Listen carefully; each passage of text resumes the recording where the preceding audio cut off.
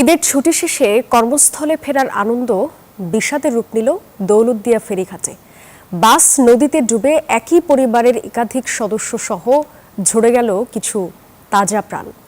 রাজবাড়ী সদর হাসপাতাল যেন এক মৃত্যুপুরী, যেখানে সারি সারি লাশের পাশে দাঁড়িয়ে স্বজনদের গগনবিদারী আর্তনাদে ভারী হয়ে উঠেছে আকাশ বাতাস।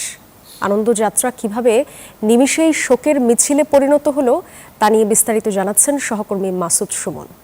রাজবাড়ী সদর হাসপাতালের আকাশ বাতাস এখন লাশের গন্ধে ভারী। মর্গে সারি সারি সাজানো নিথর দেহ, প্রতিটি সাদা কাপড়ের নিচ থেকে বেরিয়ে আসছে এক একটি চেনা মুখ, আর তার সাথেই ফেটে পড়ছে বুক ফাটা কান্নার রোল। ভাগ্যক্রমে নিজে বেঁচে ফিরলেও অজিত হারিয়েছেন তার পুরো পৃথিবী। অন্তঃসত্ত্বা স্ত্রী, 6 বছরের সন্তান আর শাশুড়ির মরদেহ দেখে বারবার মূর্ছা গেছেন তিনি। বেঁচে থাকাটাই এখন তার কাছে যেন সবচেয়ে বড় অভিশাপ। আমার 6 বছরের বাচ্চা, আমার ওয়াইফ 6 মাসের অন্তঃসত্ত্বা, আমার শাশুড়ি বেড়াইতে আইছে, আমি কি জবাবটা দিব তাদের কাছে? ট্র্যাজেডির গল্পটা একই রকম রেজাউল করিমেরও। ছোট মেয়ের আবদার মেটাতে বাস থেকে নিচে নেমেছিলেন সামান্য সময়ের জন্য, আর সেই কয়েক মিনিটই কেড়ে নিল তার বড় মেয়ে আর স্ত্রীকে।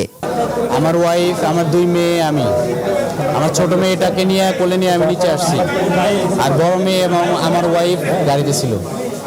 আমার মতো আরো অনেকেই বাচ্চা নিয়ে নিচে নামছে। গাড়িটা দাঁড়াইছে গরম, নিচে নামার 2-3 মিনিট পরে গাড়িটা।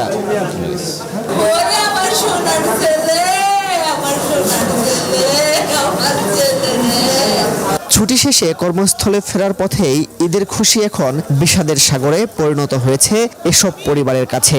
স্ত্রী আর নিজের জীবনটা ফিরে পেলেন ঠিকই, কিন্তু 3 বছরের সেই হাসি মুখটা চিরতরে হারিয়ে গেল নদীর অতল গহ্বরে। কলিজার টুকরো সন্তানকে বাঁচাতে না পারার আজন্ম আক্ষেপ নিয়ে ফিরছেন দেলোয়ার। সন্তানের মরদেহ কাঁধে নিয়ে দেলোয়ারের এই পথ চলা যেন পৃথিবীর সবচেয়ে ভারী বোঝা।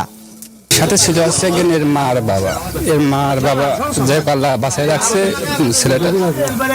শোকের মিছিলে দীর্ঘ হচ্ছে অপেক্ষার প্রহরও। কেউ কেউ এখনো খুঁজে পাননি প্রিয়জনকে।